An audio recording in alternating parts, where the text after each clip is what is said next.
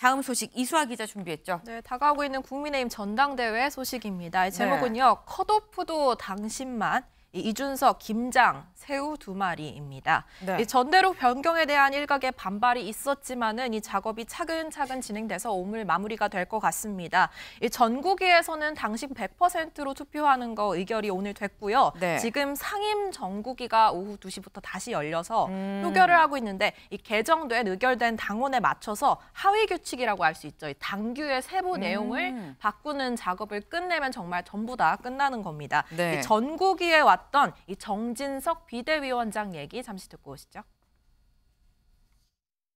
저희 비상대책위원회는 100% 당원 선거인단 투표로 당대표 및 최고위원 선출을 하고 당내 여론조사 시 역선택 방지를 원칙으로 하는 당원 개정안을 마련하였습니다.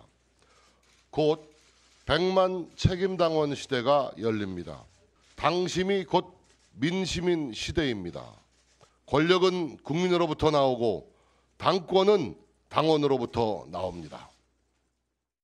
네, 이렇게 당원 100% 투표로 간다. 전당대회 룰은 어느 정도 마무리가 된 것 같은데 이 본선에서 적용하는 이 투표를 말고 예선인 컷오프 룰도 당심으로만 가자, 당심 100%로 가자라는 얘기가 나오고 있습니다.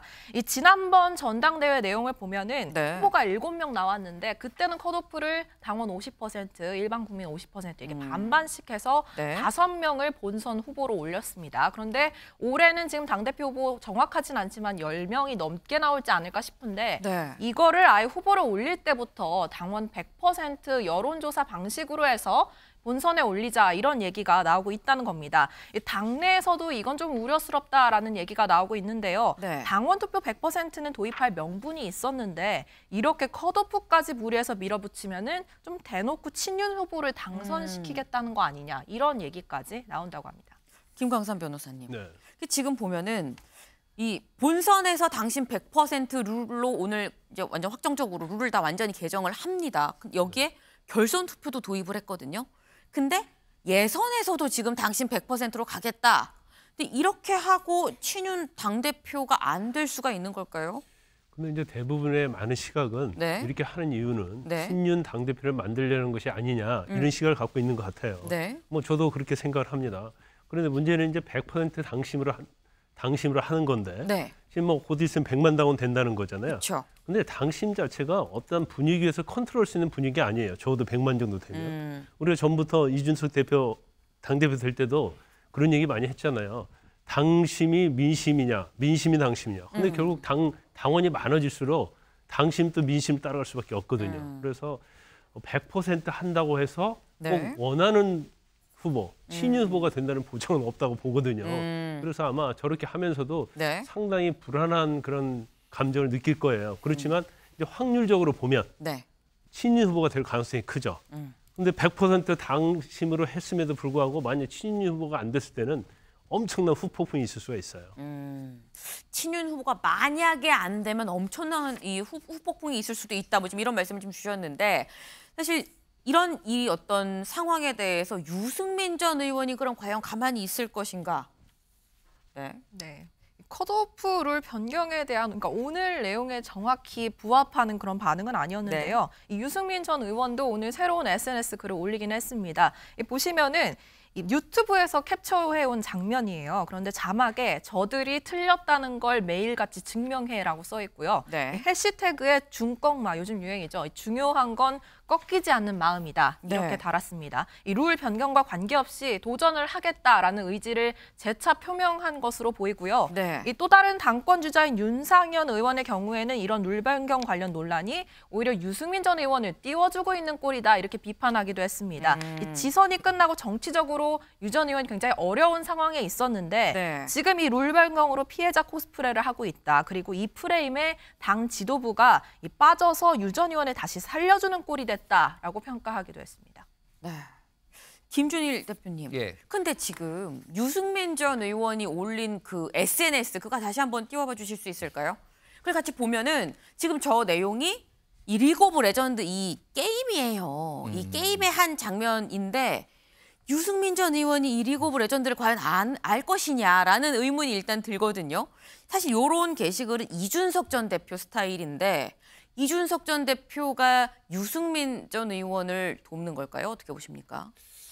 뭐 돕는지는 아직 확실치는 않습니다. 네. 다만 뭐 어쨌든 친윤은 아닌 비윤, 반윤 전선을 뭐 네. 어떤 손을 잡을 가능성에 대해서는 확실히 뭐 열려 있다라고 봐야 될 것 같아요. 근데 지금 손을 잡는 게 네. 반드시 유리할 것인가에 대해서 굉장히 정치적 계산이 지금 많이 있을 거예요. 유승민 의원도 그렇고 이준석 전 대표도 그렇고 그렇기 네. 때문에 여러 가지 암시를 던지는 방식으로 좀 이렇게 하지 않을까라 합니다. 그래서 저거는 유승민 스타일은 아닙니다. 저거는 확실히 유승민 스타일은 아니에요. 그래서 네. 누군가 조언이 붙었다, 이렇게 해라라고 조언이 붙었다라고 이제 볼 수밖에 없을 것 같아요. 중요한 거는 뭐 저 롤 뭐 좋아하시는 분들은 좋아하시겠지만 잘 모르거든요. 사실은 기자들도 잘 몰라요. 저거. 저도 잘 몰라요. 저는 뭐 가끔 롤드컵도 보고 그러기 때문에 그런데 그러니까 저렇게 해석의 여지를 많이 남기는 방식으로 전당대회 직전까지 후보 등록까지 갈 것 같아요. 근데 실제 등록을 하고 출마를 할지에 대해서 아직도 반반으로 보는 분들이 꽤 있습니다. 그러니까 이게 굉장히 계속 메시지를 내고 왜냐면 네. 정치적으로 주가가 올라가니까. 네. 근데 발은 그때 뭐 누군가 그런 얘기를 했어요. 입을 보지 말고 발을 봐라. 발은 안 움직이고 있어요 지금. 그러니까 SNS만 하고 있어요. 네. 그렇다고 맨날 방송만 하고 그러니까 좀 그건 더 지켜봐야 될 것 같아요. 그리고 일단 이렇게 뭐 리그 오브 레전드를 인용을 해서 올리는 이런 방식이 또 2030을 또 겨냥한 메시지에 좀 더 이 전략적으로 내놓는 게 아닐까라는 생각이 좀 들기도 하는데 근데 유승민 전 의원 지금 뭐 SNS에 이렇게 올리고 요즘 뭐 방송 인터뷰도 정말 많이 하거든요.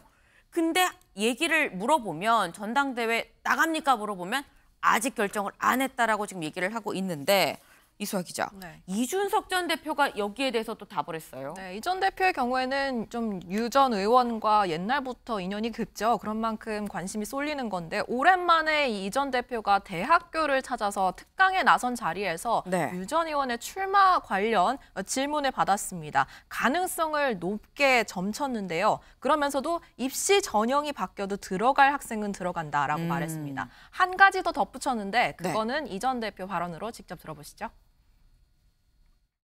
유승민 전 의원은 출마할 거라고 보시는 건지? 저는 할 거라고 봅니다. 네, 할 거라고. 하신다는 지원할 생각이십니까? 전혀 생각해 본 적 없습니다. 일각에서는 가까운 사이시니까 네. 지원할 거라는 의견이 많은데 그건 전혀 고민해 본 바는 없습니다, 지금까지. 지원 안 하신다는? 전혀 고민한 게 없습니다. 네.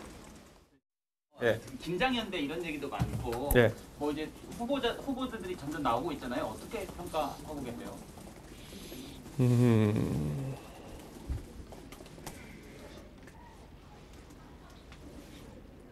새우 두 마리가 모이면 새우 두 마리고요. 절대 고래가 되지 않습니다. 네. 네, 유 전 의원에 대해서는 출마 가능성은 있지만 네. 일단은 지원은 하지 않겠다라고 굉장히 확고하게 얘기를 하는 모습이었고요. 네. 김기현, 장제원 의원 연대, 그러니까 김장연대에 대해서는 한참을 고심하더니 네. 새우 두 마리가 모여도 고래는 되지 못한다라는 평을 남겼습니다. 네, 그런데 이준석 전 대표의 새우 두 마리 고래는 안 된다 이 네. 발언 정진석 위원장이 한마디 거들고 나섰습니다. 자신의 SNS에 이준석 전에는 고등어, 멸치도 똑같이 대우해야 한다라고 날 들이받았었는데 네. 하면 이 전 대표 과거 발언을 소환한 건데요. 네. 근데 이게 무슨 말인가 찾아보니까 네. 장 위원장 지난해 대선 경선 과정에서 이준석 전 대표와 이 해양동물 비유로 한 차례 설전이 있었습니다. 맞아요. 네, 그때 당시 당이 준비했던 행사에 윤석열 후보가 나오지 않아서 이걸 두고 당내 비판 여론이 있었는데 정진석 위원장이 이를 방어하는 그러니까 윤석열 후보를 두둔하는 차원에서 이런 비유를 들었습니다. 멸치와 고등어, 돌고래는 생장 조건이 다르다. 네. 그러니까 윤석열 후보가 체급이 다르기 때문에 조금 다르게 봐야 한다, 이해해야 한다 이렇게 한 건데요. 네. 그때 이 전 대표 멸치와 돌고래에게 공정하게 대하는 게 올바르다 이렇게 반박을 했었습니다. 네. 그런데 이제 와서 고래랑 새우랑 이렇게 체급을 따지고 있느냐 이런 식으로 지적을 한 겁니다. 네, 비유가 너무 많이 나와서 머리가 어지러운데요. 네, 이 전 대표의 행보와 발언을 비판한 또 다른 인물이 있습니다. 장해찬 청년대단 이사장입니다. 두 사람도 몇 번 이미 맞붙은 전력이 있죠.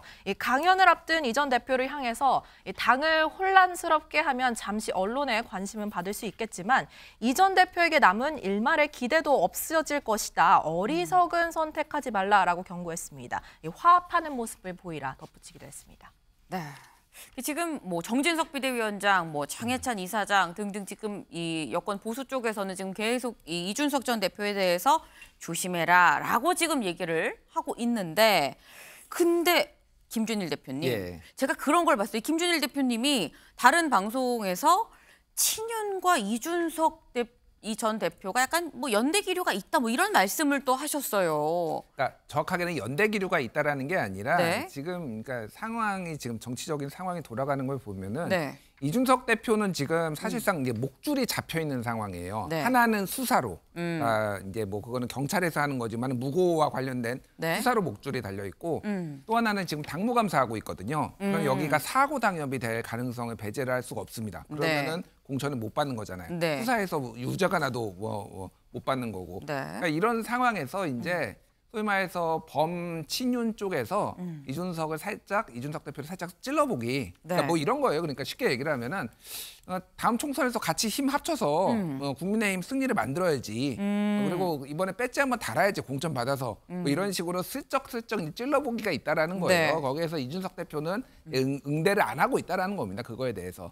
지금은 뭐 아까 얘기했지만은 네. 그렇다고 유승민하고 손을 잡는 것도 아니에요. 네. 그러니까 지금은 그냥 모든 열린 가능성은 높고 네. 돌아가는 정치 상황을 지금 보고 있다 이렇게 봐야 될 것 같습니다. 그래서 어쨌든 그런 식의 찔러보기도 있고 장해찬 이사장처럼 조금 네. 이렇게 경고를 날린 사람도 있고 좀 복잡하게 좀 지금 정치 상황이 얽혀 있다 이렇게 봐야 될 것 같아요. 네, 일단 지금 쭉 돌아가는 상황을 보면 이준석 전 대표가 예전에 말하던 걸 비교해 보면 좀 굉장히 좀 말을 좀 조심하면서 이 돌아가는 판세를 좀 보고 있는 게 아닐까 하는 생각이 듭니다.